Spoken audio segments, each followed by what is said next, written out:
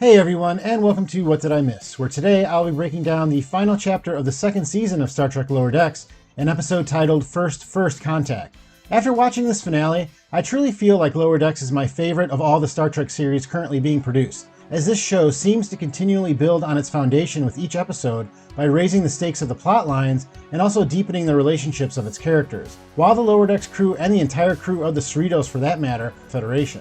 You can see the evolution very easily just by looking at how last season ended compared to this one, with the seemingly more important ship, the USS Titan, coming to the rescue of the Cerritos and Lower Decks that I have created videos for, so a special thank you to those of you that have been with me since last year. If this is your first time here, and you would like weekly videos about all things sci-fi like Star Trek, then hit that subscribe button. The title of this episode, First Contact, is a reference to the first Contact mission with an alien race that has been assigned to Captain Freeman, who is voiced by Dawn Lewis. We have seen throughout Lower Decks that the Cerritos is usually relegated to second contact missions, and in fact, the pilot episode of Lower Decks is named Second Contact and deals with the crew visiting the Gallardonians. And the second season premiere episode, titled Strange Energies, deals with the Cerritos making second contact with the Abragosians. The episode begins with the Cerritos meeting up with a ship named Archimedes. Archimedes was a Greek mathematician and inventor, and is considered by some to be the greatest mathematician that ever lived. This is not the first Federation ship to carry the name, as in the series Discovery, it is revealed that the Prime Universe version of Philippa Georgiou served on a ship named the Archimedes when she discovered Saru.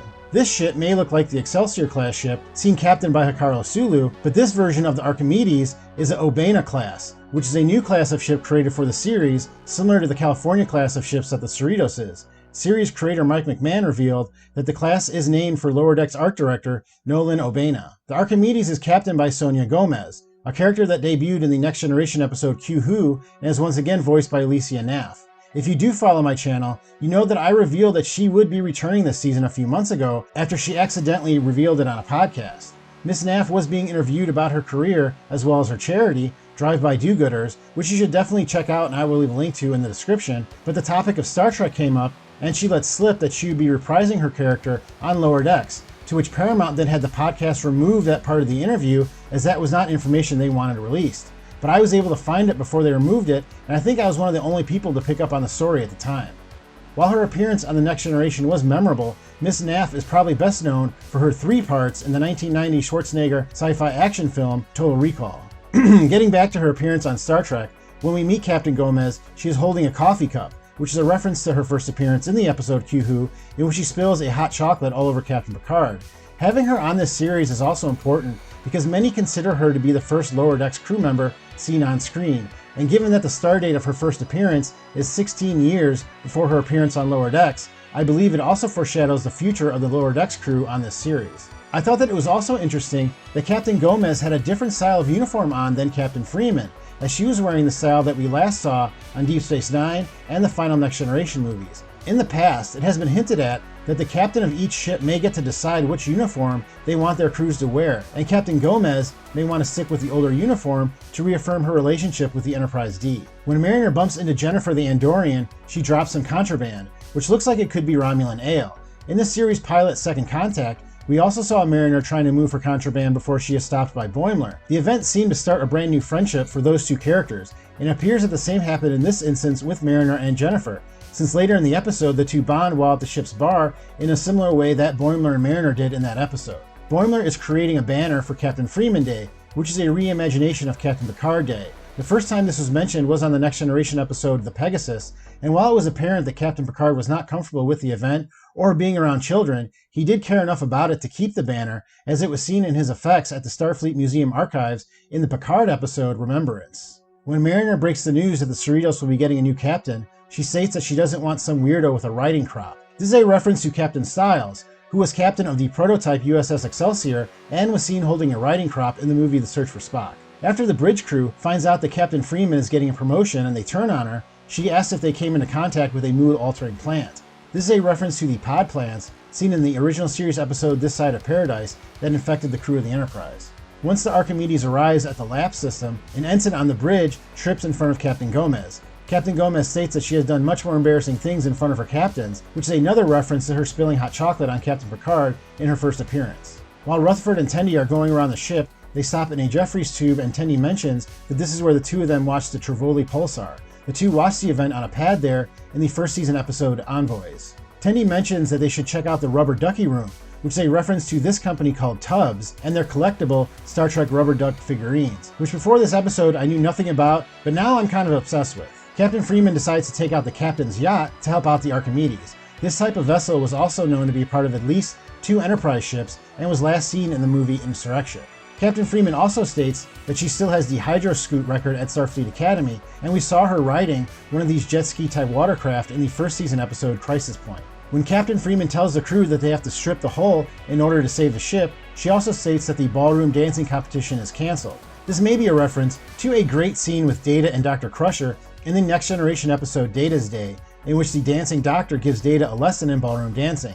Incidentally, Gates McFadden is not only an accomplished actress, but is also a well-known choreographer, where she goes by the name Cheryl McFadden, and is why she received the nickname of the Dancing Doctor during her time on The Next Generation, which is also mentioned in the episode. Seeing the inner hull of the Cerritos was teased earlier this season when Tendi and Rutherford were seen making a model of the Cerritos in the episode An Embarrassment of Dupplers. The mechanism that is shown on the Cerritos to remove the hull plating is the same that is shown to be used on the Enterprise in the movie First Contact, when Worf, Captain Picard, and this red shirt work to detach the deflector dish. When Billups, who was turned in, was created in the image of a Renaissance fair and was introduced in the Season 2 episode Where Pleasant Fountains Lie. On the bridge, Commander Ransom uses a display in his visor to track the progress of the debris and the ships. This type of imaging has been seen before in the movie Star Trek Into Darkness, as well as on the series Star Trek Discovery.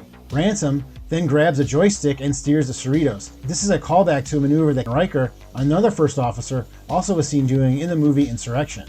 But this scene also pays off a line from the first season episode titled Envoys, in which Rutherford is speaking with Ransom about possibly switching his career.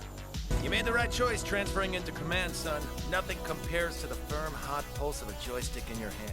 When of a mirror, you can see that he has a bandage over his head and is already missing his eye. The conversation reveals that his cybernetic implant was not elective and is part of some sort of larger conspiracy. This is one of the many open threads going into the 3rd season, which the production crew of Lower Decks are already working on. But the scene sort of reminded me of a scene from the film Dead Ringers, which was written and directed by David Cronenberg, who also plays the character Kovich on Star Trek Discovery. Then we get probably the biggest piece of fan service the series has pulled off yet, and that is that we finally get to see Cetacean Ops. This is a branch of the navigation division that is run by dolphins and was first mentioned in the Next Generation episode Yesterday's Enterprise, and then showed up on the blueprints of the Enterprise D. The show has teased the facility many times, but this is our first view of this very strange thing, which could probably be only pulled off on an animated series. I don't want to go off on a rant here, but this is the reason I love animated series like Lower Decks, since they can do things that live renditions of the franchise would not be able to do because of budgetary reasons, such as show an aquarium just for one episode, or show the whole plating of a ship completely removed. This is a big reason I'm excited for the upcoming series Prodigy, which will allow us to see more of the Delta Quadrant. I just released a video about some casting news that includes 2 former Voyager actors returning to voice characters on the show that I will leave here and in the description. After Tendi is able to bring Boimler back from the dead, he states that he saw a koala. This is a reference to the first season episode Moist Vessel, in which Tendi helps another crewman spiritually ascend, and before he disappears, he states that the entire universe is balanced on the back of a giant smiling koala. After the crisis is averted, Tendi is helping a Bajoran crew member in sickbay, as he states he thought he was done with sickbay.